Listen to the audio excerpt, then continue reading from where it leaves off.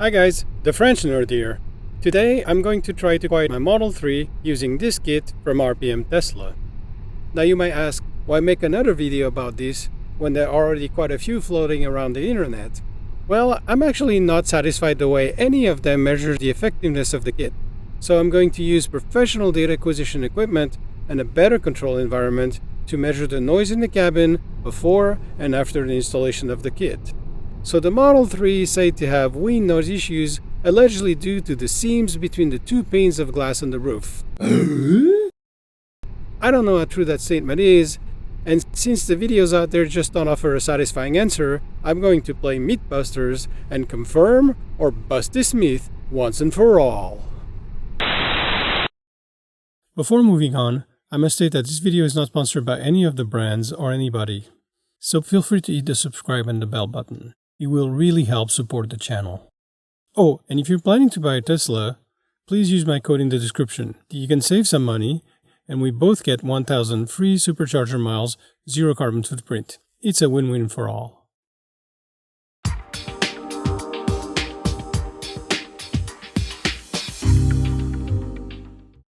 To measure the effectiveness of the kit, I am not going to use this. No, I'm not going to use this, nor this, nor this, nor that. I'm going to use professional sound measuring equipment, $35,000 worth of it, loaned to me by my good friend Vincent at Brule & Care, hereafter referred to as B&K, since the majority of us can only butcher the name of the Danish founders. So I'm going to use this 3160 LAN XI, which is a very precise reference 4-channel network capture module. I will also be wearing these 4101 in-ear microphone set. These binaural microphones are about $4,000, and they are not a joke. These are designed to fit in the concha of the ear, like so. And they do capture sound very precisely from the point of view of the subject wearing them. So I'll be wearing these while driving before and after the installation of the kit. So let's go do some driving.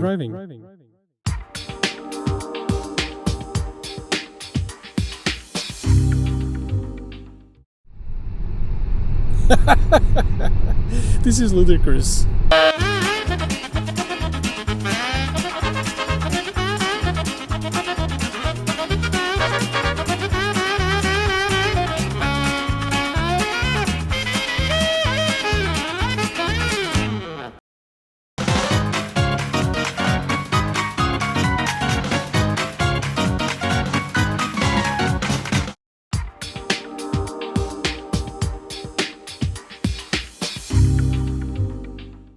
For this exercise, I recorded the screen of the Model 3 while driving, which provides with a video history of the current speed and location of the vehicle, while also providing with a copy of the audio, which can then be used to time align both recordings.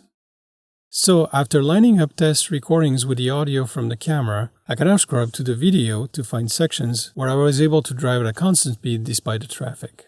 I manually annotated regions on the map, and then, by comparing maps, I was finally able to identify regions of similar speed and locations to analyze in the audio recordings. I was all excited when I matched two 20-second recordings, only to find out that I'd received a phone call in the middle of one of them. But thankfully, I'm still left with two 9-second regions, which is more than enough to do a proper data analysis.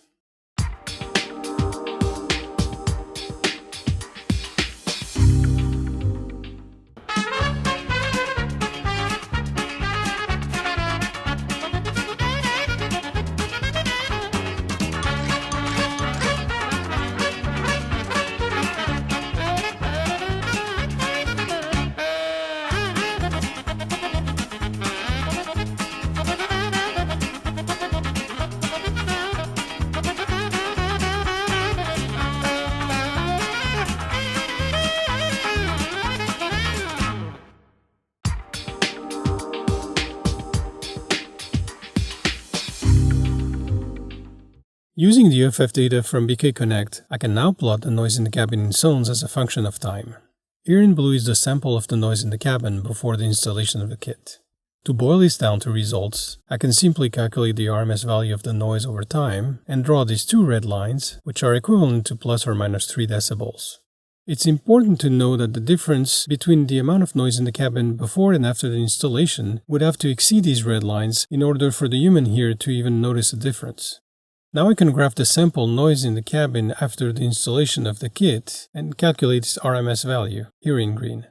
You can see that both noise levels are almost the same, and the difference is not even close to being noticeable. So why aren't these results more radical? Let's look at this logically. It's clear from this frequency spectrum graph that the majority of the noise in the cabin is in the lower frequencies. This makes sense since the lower frequencies represent the rumble of the noise of the road as transmitted through the tires. Any wind whistling noise that would be created by a small gap on the roof would have to register at much higher frequencies. From this spectrum plot, it's clear that the higher frequencies are at least 30 decibels below the rumble noise of the road. This means that any wind noise would play an insignificant role in the noise in the cabin. Furthermore, why single out the gaps in the roof as an issue when there are gaps everywhere else, like the doors, the fenders, the front, and many other places?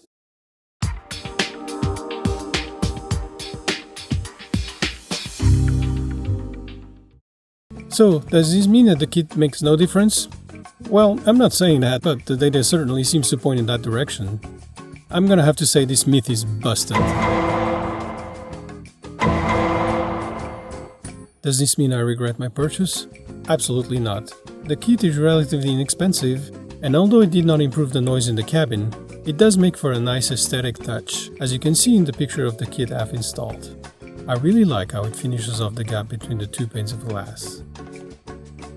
If you own a Model 3 and think the noise in the cabin is a bit on the loud side, I can think of a few mods that would be far more effective, like this door kit, or even more drastic measures like adding damping material to the chassis. But the latter would require tearing the seats down and the carpeting out, a much more involved process for sure.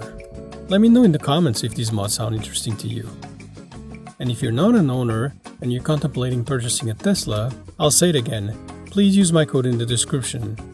Did I mention you can save some money and we both get 1,000 free supercharger miles? It's a win-win for all. Also, feel free to hit the subscribe and the bell button. It will really help support the channel. Go ahead, I dare you. No rush, I'll wait around.